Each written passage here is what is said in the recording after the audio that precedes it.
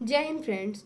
तो आज हम फिर मेडिवल हिस्ट्री के जो इम्पोर्टेंट भारत का इतिहास, जो मध्यकालीन भारत का इतिहास शॉर्ट नोट्स कवर कर रहे थे। तो इसमें हमने एक टॉपिक कवर किया, मुस्लिम भारत पर मुस्लिम आक्रमण।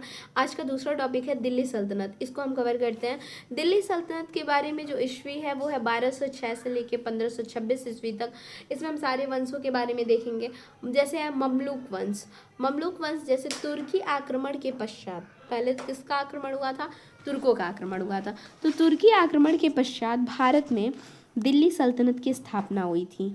1206 से 1290 ईस्वी तक दिल्ली सल्तनत पर गुलाम वंश का या ममलूक वंश का शासन था।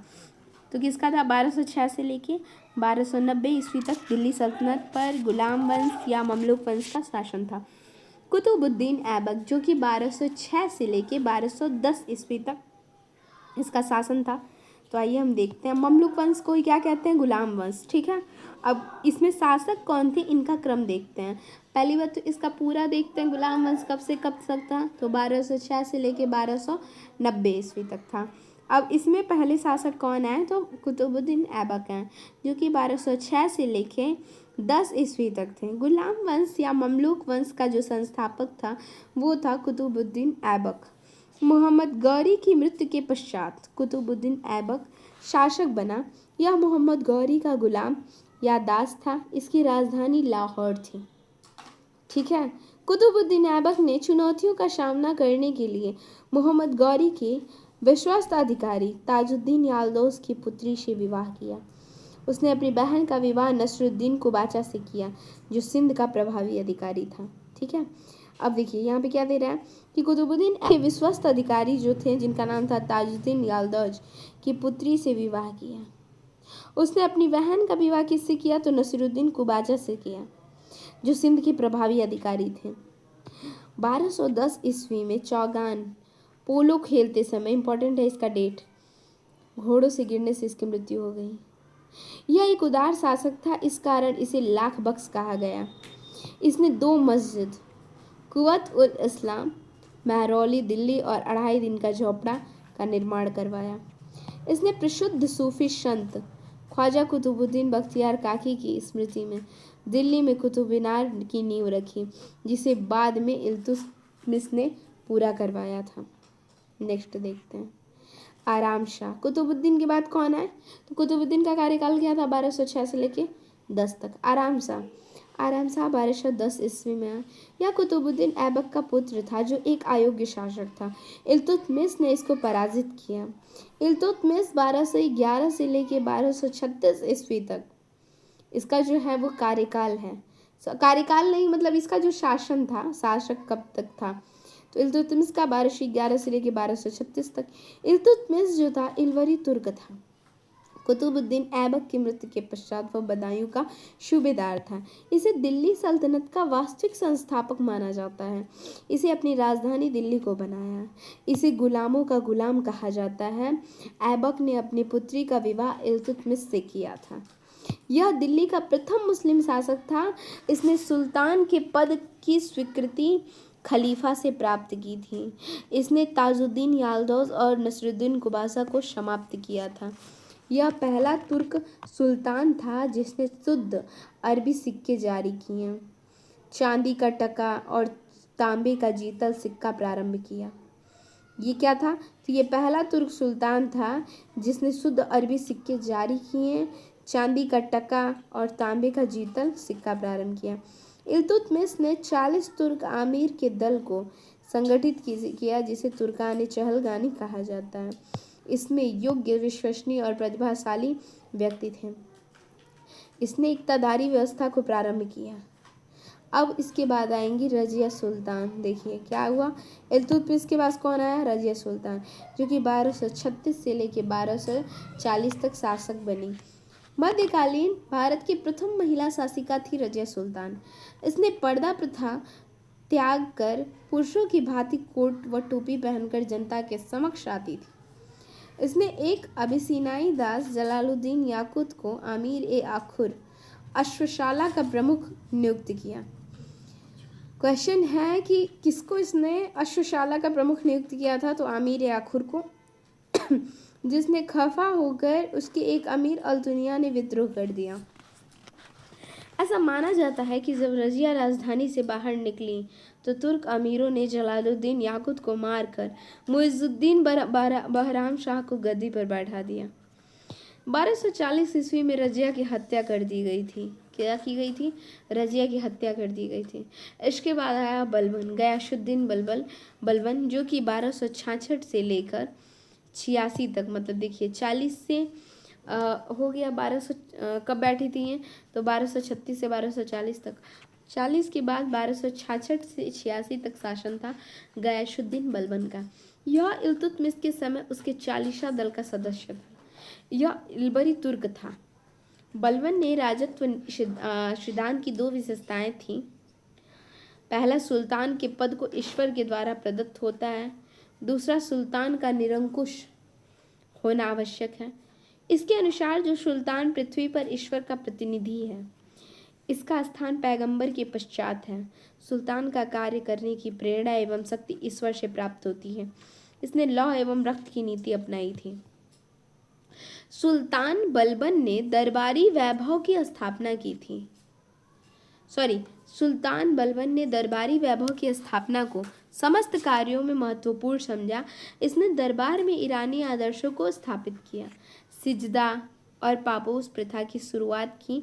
इसने अपने दरबार में प्रतिवर्ष फारसी त्योहार नौराज को आरंभ करवाया। नसीरुद्दीन महमूद ने बलबन को उलूग खां की उपाधि दी थी। नसीरुद्दीन जो मोहम्मद ने क्या किया था? तो बलबन को उलूग खां की उपाधि दी थी। इसने इल्तुतमिश द्वारा गठित तुर्कान ए चहलगानी को समाप्त किया था। इसने क्या किया था? तो इसने इल्तुतमिश द्वारा जो गठित एक था ना 40 उनका दल जो था उसको तुर्कानी चहलगानी कहते थे, तो इसको इसने समाप्त किया। उसने राजा को ईश्वर की प्रतिनिधि नियामित खुदाई माना। इसने जिल इलाही की उपाधि धारण की थी। किसकी? तो गयासुद्दीन बलबन जो था, इसने जिल इलाही की उपाधि धारण की थी। इसके शासनकाल में एकमात्र विद्रोह हुआ था 1279 का। बंगाल के सूबेदार जो थे तुगारिल खां ने किया था, जिसे बलबन ने दबाया और उसकी हत्या कर दी। बलबन ने गढ़ मुक्तेश्वर की मस्जिद की दीवारों पर अपने शिलालेख में स्वयं को खलीफा का सहायक कहा था। मंगोल आक्रमणकारी मंगोल नेता चंगेज खां भारत की उत्तरी पश्चिमी सीमा पर इल्तुतमिश के शासनकाल में आया था। चंगेज खां कब आया था? तो इल्तुतमिश के शासनकाल में आया था। कहाँ से आया था? उत्तरी पश्चिमी सीमा पर। इल्तुतमिश के शासनकाल में चंगेज खां भगौड़े ख्वारिज़्म युवराज की खोज में सिंधु नदी तक पहुंचा था। किसकी खोज में? तो भगौड़े ख्वारिज़्म युवराज की खोज में सिंधु नदी तक पहुंचा था। अब हम देखेंगे खिलजी वंश के बारे में। अभी हमने कंप्लीट किया गुलाम वंश के बारे में। उसमें कौन कौन शासक हैं एक बार देख लीजिए। तो कुतुबुद्दीन ऐबक है, फिर आराम शाह, इल्तुतमिश, रजिया सुल्तान, गयासुद्दीन बलबन, फिर चंगेज खां। खिलजी वंश क्या देखेंगे? खिलजी वंश की जो स्थापना है वो मध्यकालीन भारतीय इतिहास के एक महत्वपूर्ण कालखंड को रेखांकित करती है। इस दौरान भारतीय सामाजिक, आर्थिक एवं राजनीतिक संरचना में मूलभूत परिवर्तन हुए। इस कारण इस वंश को एक क्रांति के रूप में देखा जाता है। खिलजी क्रांति का सामान्य अर्थ जाति व नस्ल आधारित शासन व्यवस्था को समाप्ति था। खिलजी वंश के प्रमुख शासक कौन कौन थे? तो देखिए, जलालुद्दीन फिरोज खिलजी जो कि 1290 से लेकर 96 ईस्वी तक शासन किया। खिलजी वंश का संस्थापक था फिरोज खिलजी, जिसने भारत में सत्ता स्थापना के बाद जलालुद्दीन की पदवी धारण की थी। इसका राजनीतिक उत्कर्ष कैकुबाद जो 1290 ईस्वी के समय प्रारंभ हुआ।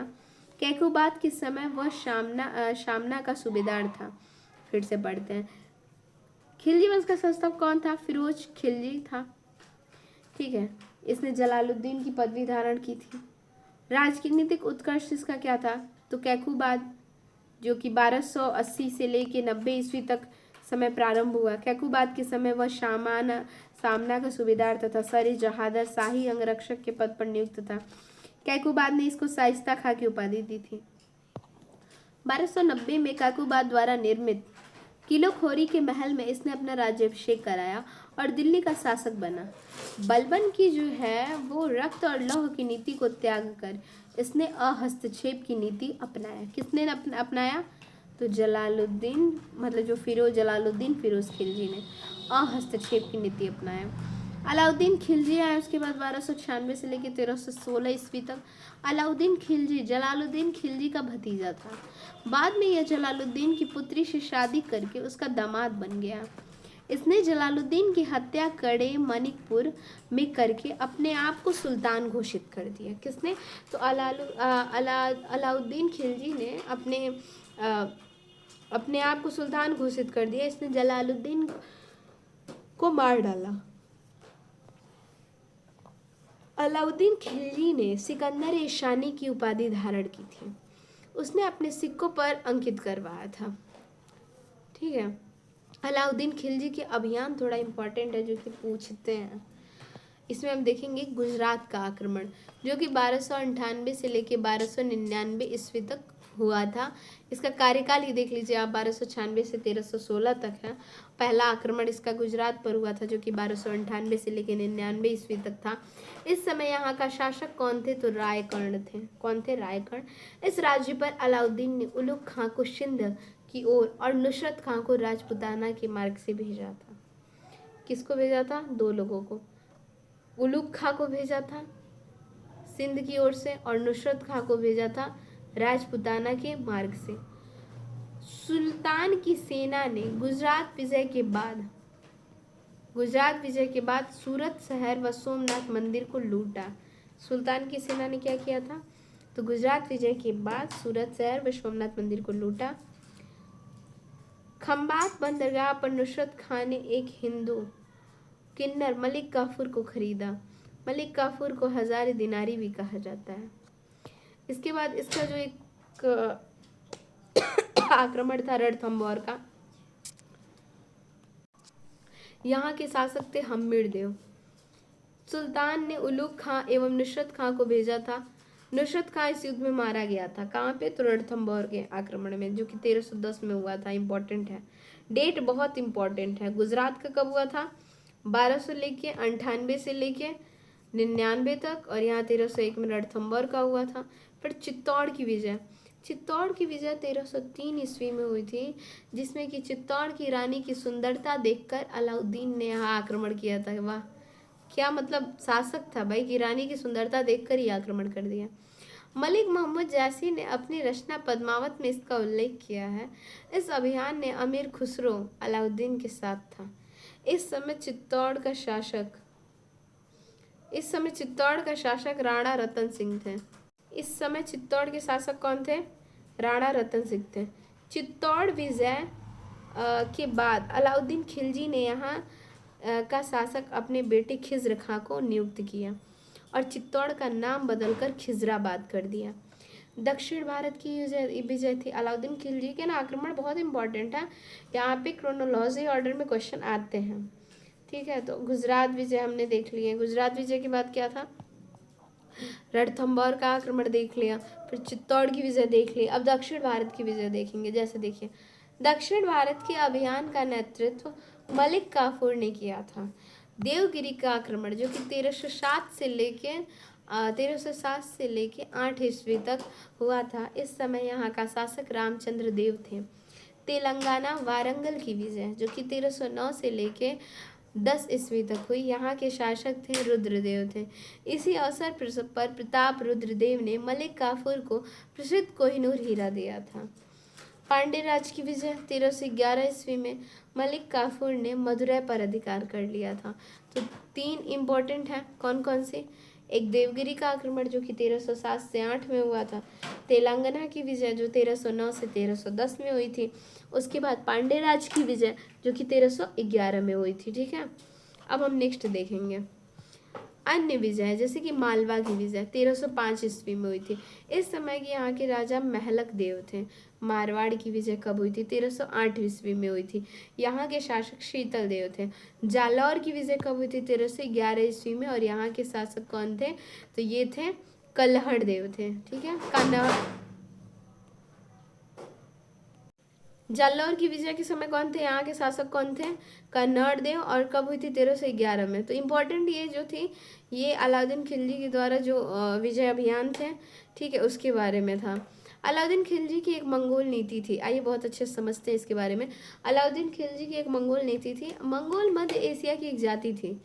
1296 से लेके 1308, 1296 से लेके 1308 ईस्वी तक मंगोलों ने अलाउद्दीन खिलजी के साम्राज्य पर कुल 7 बार आक्रमण किया था। कितनी बार आक्रमण किया था, कुल 7 बार। सातों पर पराजित हुए। अलाउद्दीन ने अपने कुशल सेनापतियों जफर खां, गाजी मलिक को मंगोल के विरुद्ध सैन्य अभियान में लगाया। मंगोलों से सुरक्षा के लिए अलाउद्दीन ने अपने पुराने किलों की मरम्मत कराई। मंगोलों से सुरक्षा के लिए अलाउद्दीन ने क्या किया था, तो अपने पुराने किलों की मरम्मत करवाई। 1304 में सीरी पर अपनी राजधानी बनाकर उसकी किलेबंदी की थी। 1304 में क्या किया था, तो सीरी को अपनी राजधानी बनाकर उसकी किलेबंदी की थी। 1306 ईस्वी के बाद दिल्ली सल्तनत व मंगोलों के बीच सीमा रावी नदी थी। तो ये क्या था, इसकी मंगोल नीति के बारे में था। मंगोल नीति, मंगोलों से सुरक्षा के लिए अलाउद्दीन ने अपने पुराने किलों की मरम्मत कराई थी। 1304 में सीरी को अपनी राजधानी बनाकर उसकी किलेबंदी की थी। 1306 ईस्वी के बाद दिल्ली सल्तनत व मंगोलों के बीच सीमा जो थी वो रावी नदी थी। अलाउद्दीन खिलजी के सुधार क्या क्या थे। अलाउद्दीन खिलजी ने उलेमा वर्ग की उपेक्षा करते हुए धर्म पर राज्य का नियंत्रण। अलाउद्दीन खिलजी ने क्या किया, तो उलेमा वर्ग की अपेक्षा कर धर्म पर राज्य का नियंत्रण स्थापित किया था। उसने अपने आप को यामीन उन खिलाफत नासिर आमिरी उल मुमनिन कहा था। सुल्तान ने आमिरों का दमन कर साधारण लोगों को उच्च पदों पर नियुक्त किया। इसके काल में न्याय व्यवस्था में सुधार हुआ। दंड विधान जो था वो अत्यधिक कठोर था। राज्य की सर्वोच्च न्यायिक शक्ति सुल्तान में थी। इसने अस्थायी सेना की व्यवस्था की जो हमेशा राजधानी में तैनात रहती थी। सेना भर्ती के लिए इसने एक सेना मंत्री आरिज़े मुमलिक नियुक्त किया। आरिज़े मुमलिक नियुक्त किया, कौन था ये, तो सेना मंत्री था। और किसके द्वारा, अलाउद्दीन खिलजी द्वारा। बाजार नियंत्रण के लिए सदर ए रियासत नामक अधिकारी नियुक्त किया। सुल्तान ने सर्वप्रथम घोड़ों को दागने की प्रथा प्रारंभ की थी। ये सब क्वेश्चन आता है कि घोड़ों को दागने की प्रथा सर्वप्रथम किसने प्रारंभ की थी, तो अलाउद्दीन खिलजी द्वारा। इसने करों में अत्यधिक वृद्धि कर दी और हिंदुओं से भूमि कर का उपज 50% तथा मुसलमानों से 1/4 लिया जाता था। अलाउद्दीन ने मूल्य नियंत्रण की नीति लागू की। सेना के खर्च में कमी की, परंतु वस्तुओं का मूल्य निश्चित किया। इसने भूमि पैमाइश कराकर लगान वसूलना प्रारंभ किया। इसके लिए इसने दीवाने मुस्तखराज की स्थापना की थी। क्वेश्चन आता है कि दीवाने मुस्तखराज की स्थापना किसके द्वारा की गई थी, तो ये की गई थी अलाउद्दीन खिलजी के द्वारा। अलाउद्दीन खिलजी ने सार्वजनिक वितरण प्रणाली की स्थापना की थी। इसको जनक कहा जाता है। अलाउद्दीन द्वारा घरी कर तथा चराई कर, दो नवीन कर लगाए जाते थे। क्वेश्चन आ सकता है कि घरी कर व चराई कर किसके द्वारा लगाए जा सकते थे, तो अलाउद्दीन खिलजी के द्वारा। खिलजी वंश के अन्य विशासक हुए, जैसे कि अलाउद्दीन की मृत्यु हुई थी जब 1316 ईस्वी में। इसके बाद आए थे क्रमशः शिहाबुद्दीन उमर, कुतुबुद्दीन मुबारक शाह खिलजी, नसरुद्दीन खुसरो, शाह आयुब शासक सत्ता पर बैठे। कुतुबुद्दीन मुबारक शाह खिलजी जो कि 1316 से 1320 तक पहला सुल्तान शासक था जिसने अपने आप को खलीफा घोषित किया था। इसके बाद आया था तुगलक वंश। खिलजी वंश का जो अंतिम शासक था, ठीक है, वो था तुगलक वंश का डेट क्या है, तो 1310 से 1414। खिलजी वंश का जो अंतिम शासक था वो था नसरुद्दीन खुसरो शाह की हत्या करके 1320 ईस्वी में गयासुद्दीन तुगलक ने तुगलक वंश की स्थापना की थी। ठीक है, तो नसरुद्दीन खुसरो शाह जो थे खिलजी वंश के अंतिम शासक, उनकी हत्या करके तुगलक वंश की स्थापना किसने की थी, तो गयासुद्दीन तुगलक ने। तुगलक वंश के सुल्तानों के सबसे अधिक समय 1320 से लेकर 1414 ईस्वी तक शासन किया। तुगलक वंश के सुल्तानों में सबसे अधिक समय 1320 से 1414 ईस्वी तक शासन किया। प्रमुख शासक हम देख लेते हैं, आए थे इसमें गयासुद्दीन तुगलक शाह जो कि 1320 से लेके 1325 ईस्वी तक था। गयासुद्दीन तुगलक या गाजी मलिक तुगलक वंश का संस्थापक था। यह वंश कराना तुर्कों के नाम से प्रसिद्ध थी। इसने अलाउद्दीन खिलजी के शासनकाल में कई सैन्य अभियानों का नेतृत्व किया था। यह दीपालपुर का राज्यपाल था। दिल्ली का यह प्रथम सुल्तान था जिसने गाजी की उपाधि धारण की थी। कौन? गयासुद्दीन तुगलक दिल्ली का ऐसा प्रथम शासक था जिसने की किसकी उपाधि धारण की थी? तो इसने गाजी की उपाधि धारण की। इसने तुगलकाबाद नामक नगर बसाया था। वास्तुकला की तुगलक शैली का निर्माण प्रारंभ कर इसके मकबरे से हुआ था। वास्तुकला की तुगलक शैली का निर्माण का प्रारंभ कब हुआ था? तो इसके मकबरे से हुआ था। प्रमुख सैन्य अभियान 1321 ईस्वी में इसने अपने पुत्र जौना खां को तेलंगाना वारंगल का शासक प्रताप रुद्रदेव के विरुद्ध अभियान के लिए भेजा। 1323 ईस्वी में वारंगल को दिल्ली सल्तनत में मिला लिया गया। 1323 ईस्वी में क्या हुआ था? तो वारंगल को क्या किया गया था? तो दिल्ली सल्तनत में मिला लिया गया था। 1324 ईस्वी में इसने बंगाल पर चढ़ाई की और इसे जीतकर दिल्ली सल्तनत में मिला लिया। इसके अभियान कौन कौन से हैं? एक बार और देख लीजिए। किसके? तो गयासुद्दीन तुगलक के। 1321 में क्या किया था? इसने अपने पुत्र जौना खां को तेलंगाना वारंगल के शासक जो थे प्रताप रुद्रदेव के अभियान के लिए भेजा। 1323 में इसने वारंगल को दिल्ली सल्तनत में मिला लिया गया। 1324 ईस्वी में इसने बंगाल पर चढ़ाई की और इसे जीतकर दिल्ली सल्तनत में मिला लिया। प्रमुख सुधार इसके क्या थे? इसने कृषकों की स्थिति में सुधार के अनेक प्रयास किए थे। किसने? गयासुद्दीन तुगलक ने। उसने मध्यस्थ भूमिपतियों के खुद मुकदम चौधरी आदि अधिकार पुनः वापस कर दिया। रैयतों से पहले की तरह पैदावार का 1/5 से 1/3 भाग लगान के रूप में वसूल किया जाने लगा। सिंचाई हेतु नहर का निर्माण करवाया था। ठीक है, नहर निर्माण करने वाला दिल्ली सल्तनत का पहला शासक था गयासुद्दीन तुगलक। शराब उत्पादन व बिक्री पर पूर्णतः प्रतिबंध लगा दिया। इस समय में डाक व्यवस्था उत्कृष्ट थी। डाक व्यवस्था भी ठीक ठाक थी। इसके बाद आया गयासुद्दीन तुगलक के बाद कौन सा शासक आया? मोहम्मद बिन तुगलक। इसका देखिए, इसका 1320 से 1325 तक शासन था और इसका मोहम्मद बिन तुगलक का 1325 से 1351 ईस्वी तक शासक था। गयासुद्दीन तुगलक की मृत्यु के बाद उसका पुत्र जौना खां जो कि मोहम्मद बिन तुगलक की उपाधि धारण कर सुल्तान बना। इसके समय जियाउद्दीन बरनी द्वारा मोरक्को यात्री इब्न बतूता के यात्रा वृत्तांत के शासनकाल की जानकारी मिलती है। मोहम्मद बिन तुगलक खगोल शास्त्र, गणित एवं आयुर्विज्ञान सहित अनेक विधाओं में निपुण था। प्रमुख कार्य कौन कौन से थे? मोहम्मद बिन तुगलक ने कृषि की उन्नति के लिए एक नए विभाग दीवाने आमिर एक कोही की स्थापना की। इस विभाग का प्रमुख कार्य कृषकों को प्रत्यक्ष सहायता देकर अधिक भूमि कृषि कार्य के अधीन लाना था। भूमि पर कृषि सुधार किए गए और फसल चक्र के अनुरूप विभिन्न फसलों पर खेती की गई। इसने दिल्ली में 700 मील दूरी देवगिरी को राजधानी बनाया। किसने? मोहम्मद बिन तुगलक ने, MBT ने। और देवगिरी का नाम बदलकर दौलताबाद रख दिया। घटना चक्र से यहाँ से सीधे क्वेश्चन बनते हैं। मोहम्मद बिन तुगलक ने कांसे और तांबे का सिक्का चलाया था। इसने सांकेतिक मुद्रा का प्रचलन किया। बर्नी के अनुसार खजाने में चांदी की कमी और साम्राज्य विस्तार की नीति का कार्यरूप और परिणत करने की वजह से सांस्कृतिक मुद्रा चलाई, सांकेतिक मुद्रा। मोहम्मद बिन तुगलक को यह योजना असफल रही, जिसका मुख्य कारण सिक्के के ढलाने पर राज्य का नियंत्रण न होना। अनेक जाली टकसाल बन गया। सुल्तान ने दोआब में कर वृद्धि कर दी और बर्नी के अनुसार यह वृद्धि 10 गुना थी।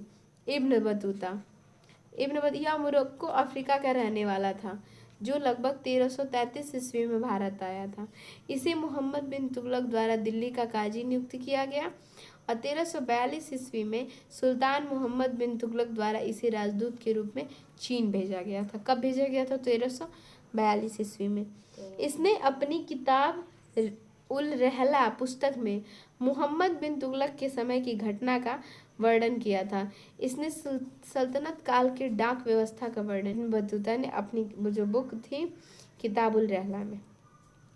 तो 1351 में बदायूनी ने लिखा कि सुल्तान को उसकी प्रजा से और मोहम्मद बिन तुगलक की मृत्यु के पश्चात 1351 में उसका चचेरा भाई फिरोज शाह तुगलक सिंहासन पर बैठा और इसके प्रमुख कार्य थे, इसने भूमि राजस्व की दर 1/3 से 1/5 कर दी। क्या कर दी? तो 1/3 से 1/5, 1/3 से 1/5 कर दी।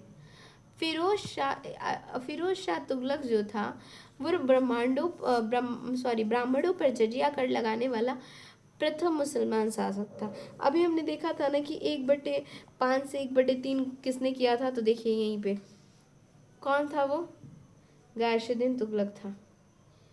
1/5 से जो था पैदावार का जो भाग था वो वसूल करने का 3 किया था, लेकिन वहीं पे फिरोज शाह तुगलक जब आया तो इसने भूमि राजस्व की दर 1/3 से 1/5 कर दिया।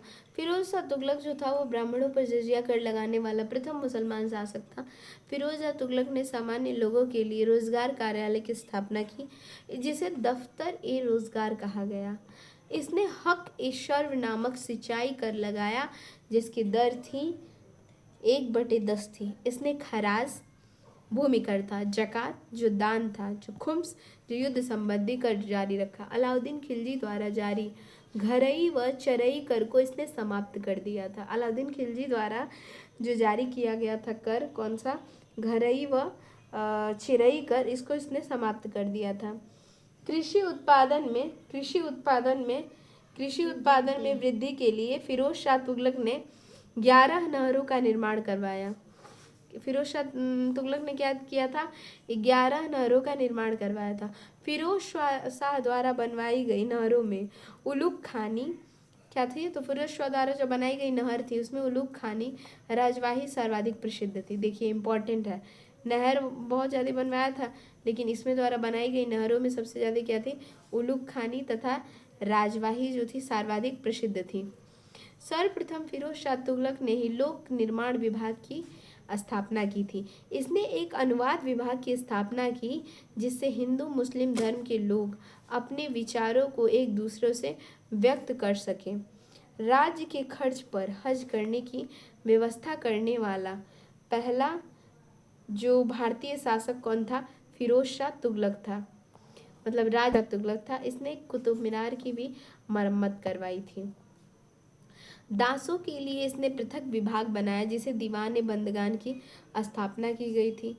इसके दरबार में दासों की संख्या सर्वाधिक थी। और फिरोजाबाद जो नगर बसाए गए, इसके द्वारा अशोक के 2 स्तंभों मेरठ एवं टोपरा दिल्ली से लाया गया था। इंपॉर्टेंट है ये भी। अशोक के 2 स्तंभ जो थे वो किसके द्वारा लाए गए थे? तो फिरोज शाह द्वारा ही, जो कि दिल्ली से लाए गए थे। कौन से स्तंभ थे? मेरठ एवं टोपरा से दिल्ली लाया गया था। सॉरी, दिल्ली से नहीं, अशोक के 2 स्तंभ थे, जो एक मेरठ से और टोपरा से दिल्ली लाया गया था। अन्य शासक, फिरोज शाह की मृत्यु के बाद तुगलक शाह द्वितीय, अबू बकर मोहम्मद शाह और नसरुद्दीन मोहम्मद शाह शासक बने। नसरुद्दीन मोहम्मद शाह के शासनकाल में 1398 से 99 ईस्वी में समरकंद के शासक तैमूर लंग ने दिल्ली पर आक्रमण किया, जिससे तुगलक समाज तहस नहस हो गया था। किसने आक्रमण किया था? तो तैमूर लंग ने दिल्ली पर आक्रमण किया, जिससे जो तुगलक समाज था वो तहस नहस हो गया था। अब तुगलक वंश के बाद कौन सा वंश आता है?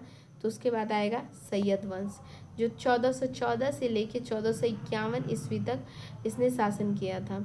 सैयद वंश के जो वास्तविक सैयद वंश का जो संस्थापक था वो था खिज्र खां। 1414 में खिज्र खां ने दौलत खां को पराजित किया और सैयद वंश की स्थापना की थी। प्रमुख शासक कौन कौन से थे? तो खिज्र खां था, ठीक है, इंपॉर्टेंट है शासक में खिज्र खां, फिर मुबारक शाह, फिर मोहम्मद शाह, अलाउद्दीन आलम शाह।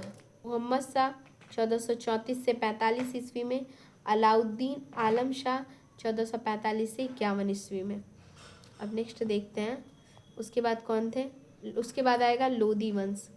लोधी वंश जो था वो 1451 से लेकर 1526 ईस्वी तक इसका शासन चला। सल्तनत युग में दिल्ली पर शासन करने वाला यह अंतिम वंश था।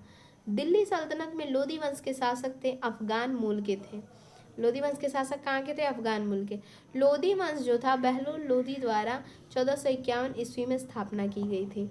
इसके शासक कौन थे? प्रमुख शासक थे बहलोल लोधी, जो 1451 से लेके 89 ईस्वी तक थे। इसे जौनपुर के सरकी शासक हुसैन शाह को हराकर इसने क्या किया था, तो इसने जौनपुर के सरकी शासक थे हुसैन शाह को हराकर जौनपुर राज्य को अपने साम्राज्य से में फिर से अधीन कर लिया। 1486 से 87 ईस्वी में इसने ग्वालियर के शासक रायकर्ण को पराजित कर दिया था। किसने, तो बहलोल लोदी द्वारा। ठीक है, ये सरकी शासक था और इसने हुसैन शाह को हराकर जौनपुर राज्य को अपने साम्राज्य में फिर से अधीन कर लिया था।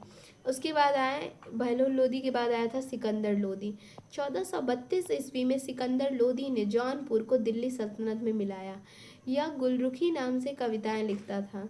सिकंदर लोदी ने आगरा नामक एक नए नगर की स्थापना कराई और 1504 ईस्वी में आगरा को अपनी राजधानी बनाया। क्या किया, तो पूछ सकता है कि आगरा की स्थापना किसने की थी, सिकंदर लोदी ने, और 1504 ईस्वी में इसने आगरा को अपनी राजधानी बनाया।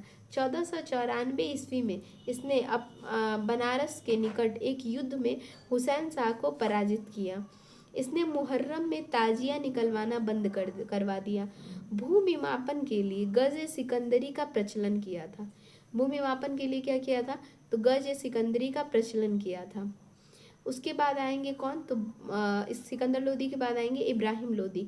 1517 से लेके 26 ईस्वी तक इसने जलाल खां, इसके बाद क्या है, इसने जलाल खां को कैद खाने में विष देकर हत्या करवा दी थी इब्राहिम लोदी ने। 1518 ईस्वी में ग्वालियर पर जीत हासिल किया।